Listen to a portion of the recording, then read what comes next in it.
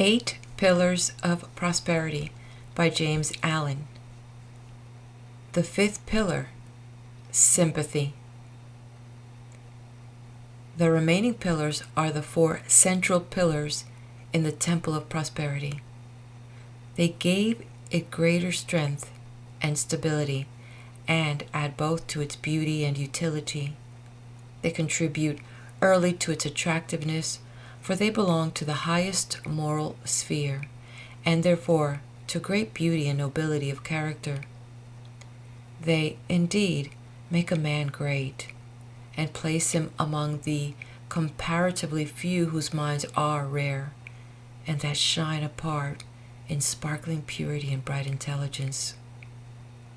Sympathy should not be confounded with that maudlin and superficial sentiment which, like a pretty flower without root, presently perishes and leaves behind neither seed nor fruit.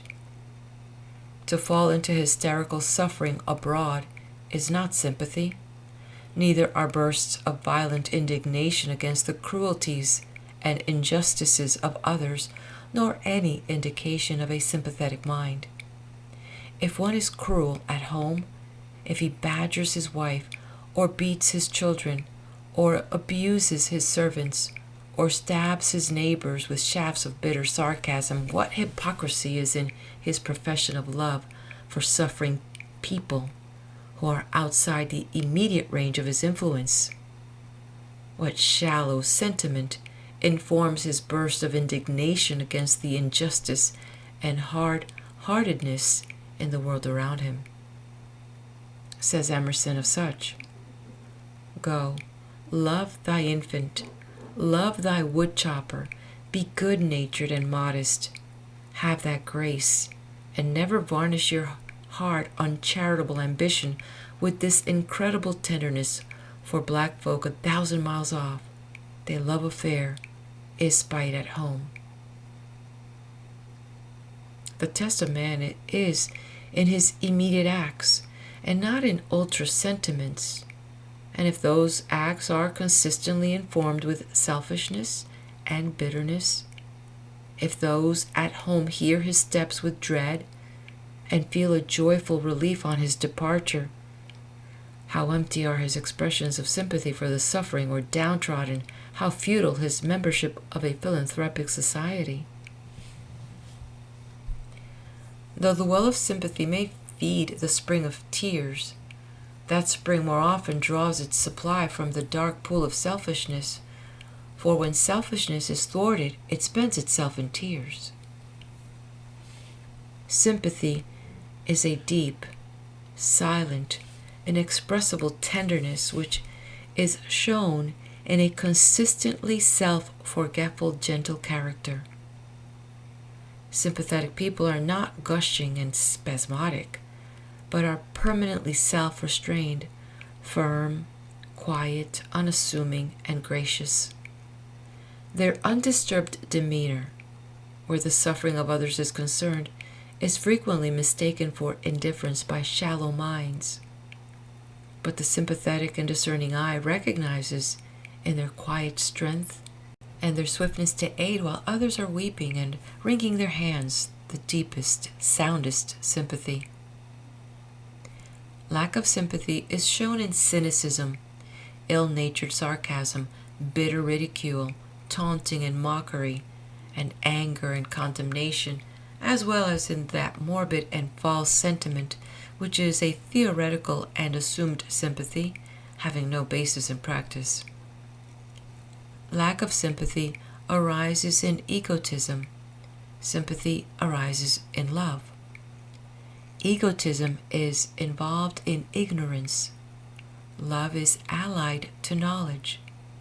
It is common with men to imagine themselves as separate from their fellows, with separate aims and interests, and to regard themselves as right and others wrong in their respective ways. Sympathy lifts a man above this separate and self-centered life and enables him to live in the hearts of his fellows and to think and feel with them. He puts himself in their place and becomes, for the time being, as they are, as Whitman The hospital hero expresses it, "I do not ask the wounded person." It is a kind of impertinence to question a suffering creature. Suffering calls for aid and tenderness, and not for curiosity, and the sympathetic man or woman feels the suffering and ministers to its alleviation. Nor can sympathy boast, and wherever self-praise enters in, sympathy passes out. If one speaks of his many deeds of kindness, and complains of the ill treatment he has received in return, he has not done kindly deeds, but has yet to reach that self-forgetful modest which is the sweetness of sympathy. Sympathy, in its real and profound sense, is oneness with others in their strivings and sufferings, so that the man of sympathy is a composite being.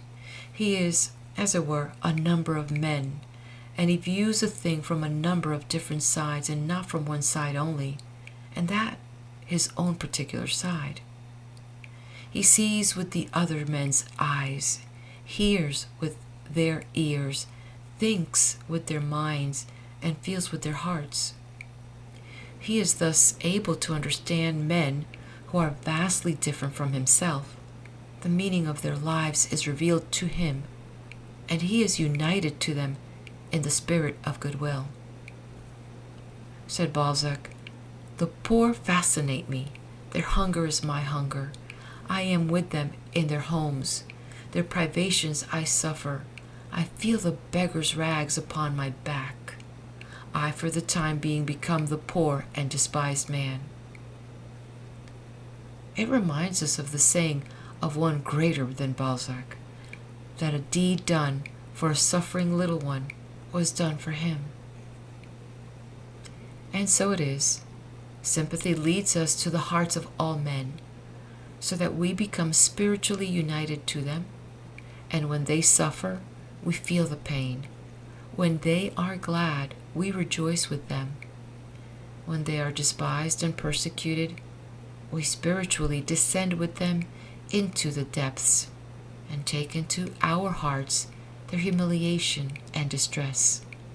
And he who has this binding, uniting spirit of sympathy can never be cynical and condemnatory, can never pass thoughtless and cruel judgments upon his fellows, because in his tenderness of heart, he is ever with them in their pain.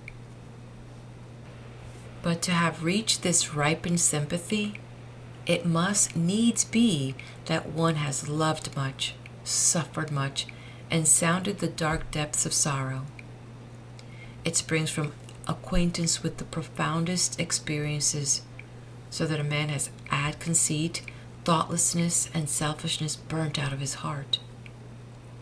No man can have true sympathy who has not been, in some measure at least, a man of sorrows and acquainted with grief. But the sorrow and grief must have passed, must have ripened into a fixed kindness and habitual calm. To have suffered so much in a certain direction that the suffering is finished, and only its particular wisdom remains, enables one, wherever that suffering presents itself, to understand and deal with it by pure sympathy. And when one has been perfected by suffering in many directions, he becomes a center of rest and healing for the sorrowing and broken-hearted who are afflicted with the affections which he has experienced and conquered. As a mother feels the anguish of her suffering child, so the man of sympathy feels the anguish of suffering men. Such is the highest and holiest sympathy, but a sympathy much less perfect is a great power for good in human life, and a measure of it is everywhere and every day needed. While rejoicing in the fact that in every walk in life there are truly sympathetic people, one also perceives that harshness, resentment, and cruelty are all too common. These hard qualities bring their own sufferings, and there are those who fail in their business or particular work entirely because of the harshness of their disposition. A man who is fiery and resentful, or who is hard, cold, and calculating, With the springs of sympathy dried up within him, even though he be otherwise an able man, will in the end scarcely avoid disaster in his affairs. His heated folly in the one case, or cold cruelty in the other, will gradually isolate him from his fellows and from those who are immediately related to him in his particular avocation, so that the elements of prosperity will be eliminated from his life, leaving him with a lonely failure and perhaps a hopeless despair. Even in ordinary business transactions, sympathy is an important factor, for people will always be attracted to those who are of a kindly and genial nature, preferring to deal with them rather than with those who are hard and forbidding. In all spheres where direct personal contact plays an important part, the sympathetic man with average ability will always take precedence of the man of greater ability, but who is unsympathetic. If a man be a minister or a clergyman, a cruel laugh or an unkind sentence from him will seriously injure his reputation and influence, but particularly his influence, for even they who admire his good qualities will, through his unkindness, unconsciously have a lower regard for him in their personal esteem. If a businessman profess religion, people will expect to see the good influence of that religion on his business transactions. To profess to be a worshiper of a gentle Jesus on Sunday, and all the rest of the week be a hard, grasping worshiper of Mammon, will injure his trade and detract considerably from his prosperity. Sympathy is a universal spiritual language which all, even the animals, instinctively understand and appreciate, for all beings and creatures are subject to suffering, and this sameness of painful experience leads to that unity of feeling which we call sympathy. Selfishness impels men to protect themselves at the expense of others, but sympathy impels them to protect others by the sacrifice of self, and in this sacrifice of self there's no real and ultimate loss, for while the pleasures of selfishness are small and few, the blessings of sympathy are great and manifold. It may be asked, how can a businessman whose object is to develop his own trade practice self-sacrifice? Even man can practice self-sacrifice just where he is, and in the measure that he is capable of understanding it. If one contends that he cannot practice a virtue, for were his circumstance different, he would still have the same excuse. Diligence in business is not incompatible with self-sacrifice, for devotion to duty, even though that duty betrayed, is not selfishness, but may be an unselfish devotion. I know a businessman who, when a competitor who had tried to cut him out in business cut himself out and failed, set the same competitor up in business again. Truly a beautiful act of self-sacrifice, and the man that did it, today, one of the most successful and prosperous of businessmen. The most prosperous commercial traveler I have ever known was overflowing with exuberant kindness and geniality. He was as innocent of all tricks of trade as a newborn infant, but his great heart and manly uprightness won for him fast friends wherever he went. Men were glad to see him come into their office or shop or mill, and not alone for the good and bracing influence he brought with him, but also because his business was sound and trustworthy. This man was successful through sheer sympathy, but sympathy so pure and free from policy that he himself would probably have denied that his success could be attributed to it. Sympathy can never hinder success. It is selfishness that blights and destroys. As goodwill increases, man's prosperity will increase. All interests are mutual and stand or fall together, and as sympathy expands the heart, it extends the circle of influence, making blessings, both spiritual and material, to more greatly abound. Fourfold are the qualities which make up the great virtue of sympathy, namely 1. Kindness, 2. Generosity, 3. Gentleness, 4. Insight. Kindness, when fully developed, is not a passing impulse but a permanent quality. An intermittent and unreliable impulse is not kindness, though it often goes under that name. There is no kindness in praise if it be followed by abuse. The love which seems to prompt the spontaneous kiss will be of little account if it be associated with a spontaneous spite. The gift which seems so gracious will lose its value should the giver afterwards wish its value in return. To have one's feelings aroused to do a kind action towards another by some external stimulus pleasing to oneself, and shortly afterwards to be swayed to the other extreme towards the same person by an external event unpleasing to oneself, should be regarded as weakness of character. And it is also a selfish condition. Us, and when it pleases us, to be thinking of oneself only. A true kindness is unchangeable and needs no external stimulus to force it into action. It is a well from which thirsty souls can always drink, and it never runs dry. Kindness, when it is a strong virtue, is bestowed not only on those who please us, but also upon those whose actions go contrary to our wish and will, and it is a constant and never varying glow of genial warmth. There are some actions of which men repent. Such are all unkind actions. There are other actions of which men do not repent, and such are all kind actions. The day comes when men are sorry for the cruel things they said and did, but the day of gladness is always with them for the kindly things they have said and done. Unkindness mars a man's character. It mars his face as time goes on, and it mars that perfection of success which he would otherwise reach. Kindness beautifies the character, it beautifies the face with the growth of the years, and it enables a man to reach that perfection of success to which his intellectual abilities entitle him.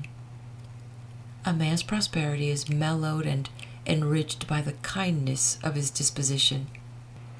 Generosity goes with a larger-hearted kindness. If kindness be the gentle sister, generosity is the strong brother. A free, open-handed, and magnanimous character is always attractive and influential.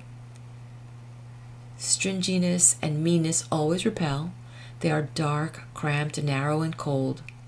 Kindness and generosity always attract. They are sunny, genial, open, and warm. That which repels makes for isolation and failure. That which attracts makes for union and success.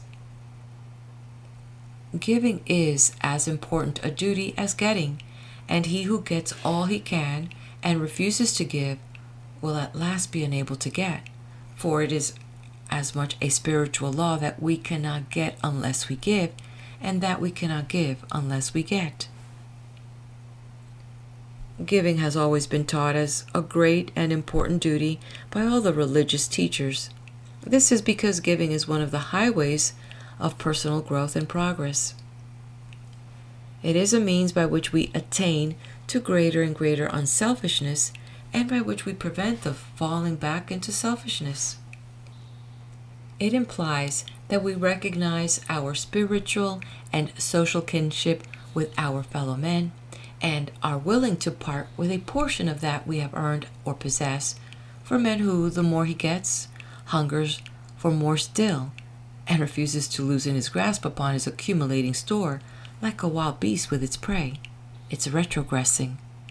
He is shutting himself out from all the higher and joy-giving qualities, and from free and life-giving communion with unselfish, happy human hearts. Dickens' Scrooge in A Christmas Carol represents the condition of such a man with a graphic vividness and dramatic force. Our public men in England today, probably also in America, are nearly all, I think I might say all, for I have not yet met an exception, great givers. These men, lord, mayors, magistrates, town and city councillors, and all men filling responsible public offices, being men who have been singularly successful in the management of their own private affairs, are considered the best men for the management of public affairs. And numerous noble institutions throughout the land are perpetual witnesses to the munificence of their gifts. Nor have I been able to find any substantial truth in the accusation so often hurled against such men by the envious and unsuccessful, that their riches are made unjustly. Without being perfect men, they are an honorable class of manly, vigorous, generous, and successful men who have acquired riches and honor by sheer industry, ability, and uprightness. Let a man beware of greed, of meanness, of envy, of jealousy, of suspicion, for these things, if harbored, will rob him of all that is best in his life, even all that is best in material things, as well as all that is best in character and happiness. Let him be liberal of heart and generous of hand, magnanimous and trusting, not only giving cheerfully and often of his substance, but allowing his friends and fellow men freedom of thought and action. Let him be thus, and honor, plenty, and prosperity will come knocking at the door for admittance as his friends and guests. Gentleness is akin to divinity. Perhaps no quality is so far removed from all that is coarse, brutal, and selfish as gentleness, so that when one is becoming gentle, he is becoming divine. It can only be acquired after much experience and through great self-discipline. It only becomes established in a man's heart when he has controlled and brought into subjection his animal voice, a distinct, firm, but quiet enunciation, and freedom from excitement, vehemence, or resentment in peculiarly aggravating circumstances. If there is one quality which, above all others, should distinguish the religious man, it is the quality of gentleness, for it is the hallmark of spiritual culture. The rudely aggressive man is an affront to cultivated minds and unselfish hearts. Our word gentleman has not altogether departed from its original meaning. It is still applied to one who is modest and self-restrained and is considerate for the feelings and welfare of others. A gentle man, one whose good behavior is prompted by thoughtfulness and kindliness, is always loved, whatever may be his origin. Quarrelsome people make a display in their bickering and recriminations of their ignorance and lack of culture. The man who has perfected himself in gentleness never quarrels. He never returns the hard word. He leaves it alone, or meets it with a gentle word which is far more powerful than wrath. Gentleness is wedded to wisdom, and the wise man has overcome all anger in himself, and so understands how to overcome it in others. The gentle man is saved from most of the disturbances and turmoils with which uncontrolled men afflict themselves. While they are worrying themselves out with wasteful and needless strain, he is quiet and composed, and such quietness and composure are strong to win in the battle of life.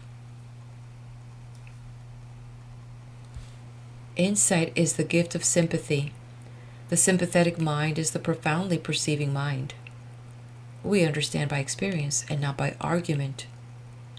Before we can know a thing or being, our life must touch its or his life. Argument analyzes the outer skin, but sympathy reaches to the heart. The cynic sees the hat and coat and thinks he sees the man. The sympathetic seer sees the man and is not concerned with the hat and coat. In all kinds of hatred there is a separation by which each misjudges the other. In all kinds of love there is a mystic union by which each knows the other. Sympathy, being the purest form of this, the greatest poet, because he has the largest heart. No other figure in all literature has shown such a profound knowledge of the human heart, and of nature both animate and inanimate. The personal Shakespeare is not to be found in his works. He is merged by sympathy into his characters. The wise man and the philosopher, the madman and the fool, the drunkard and the harlot. These he, for the time, into their particular experiences, and knew them better than they knew themselves. Shakespeare has no partiality, no prejudice. His sympathy embraces all, from the lowest to the highest. Prejudice is the great barrier to sympathy and knowledge. It is impossible to understand those against whom one harbors a prejudice. We only see men and things as they are when we divest our minds of partial judgments. We become seers as we become sympathizers. Sympathy has knowledge for her companion. Inseparable are the feeling heart and the seeing eye. The man of pity is the man of prophecy, he whose heart beats in tune with all hearts. To him the contents of all hearts are revealed. Nor are past and future any longer insoluble mysteries to the man of sympathy. His moral insight apprehends the perfect round of human life. Sympathetic insight lifts a man into the consciousness of freedom, gladness, and power. His spirit inhales joy as his lungs inhale air. There are no longer any fears of his fellow men of competition, hard times, enemies, and the like. These groveling illusions have disappeared, and there has opened up before his awakened vision a realm of greatness and grandeur. End of chapter. Please do hit that like button, and let's head over to the next video as we now introduce the next pillar, the pillar of sincerity.